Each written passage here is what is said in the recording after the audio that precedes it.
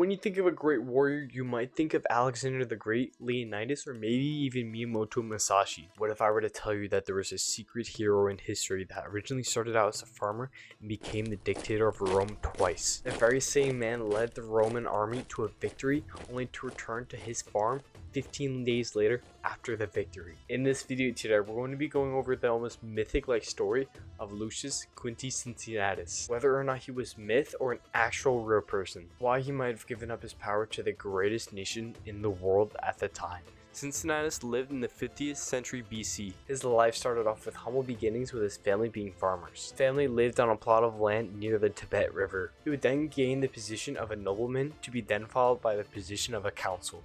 Consuls were the highest elected Roman figures in the Roman Republic. Each year, the Centurion Assembly, sort of like the people that made the Roman Constitution, would elect 2 consuls to serve 2-year terms. I want to say that these guys are sort of the vice presidents of the Roman Republic at the time, but I can't say for certain. After some difficult times, Cincinnatus would go back to his farming land from being a consul. It was around in this time, 458 BC, that the Roman Republic would be attacked by their neighbors known as the Aequi.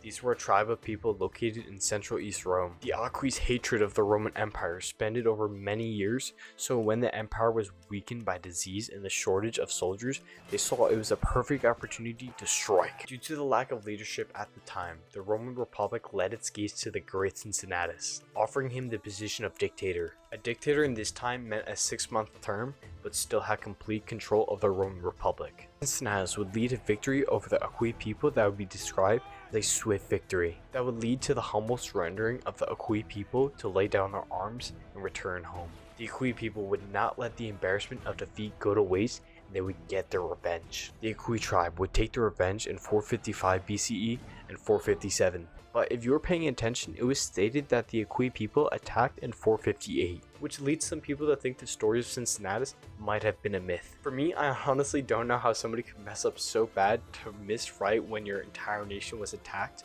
but I guess who knows. With his first grand victory, Cincinnatus would return home 15 days later, refusing any medals or any rewards. Cincinnatus would then be summoned again in 439 BC. He would be summoned for the Maelius controversy. Supposedly, the plebeian spurless Maelius was rumored to be attempting the overthrow of the Roman Republic. For the last year, Rome has been stuck in a terrible famine. To this famine, the Roman Senate would elect Maelius to counteract this. Maelius would buy large amounts of wheat in bulk. Then he would sell that wheat back to the people of Rome at low prices to bribe the people so they could establish himself as king through them.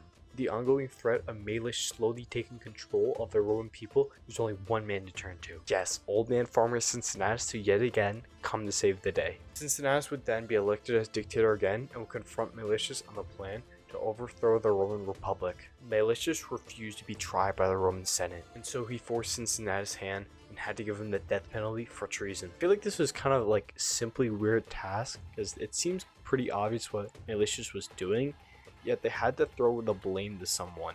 Yet Cincinnatus just feels like a sort of like scapegoat for the people of the Roman Senate. Kinda odd, but okay. And so I ask you, do you think Cincinnatus was a myth or not? This question does not really matter to me, and it shouldn't matter to you. The reason why is, although many people of Rome hated Cincinnatus and the way he treated his nobles and the poor conditions of the city, regarding Cincinnatus' power as excessive at times. Even sometimes the man himself was more dangerous than the power he held. But to other people of Rome, Cincinnatus was a savior. Cincinnatus was the man that defeated the Aequi people. Out of the loyalty of his people, he relinquished his power entirely, caring more for the good of the Roman Republic than his personal goals. Within every person, there exists no such thing as the perfect human being.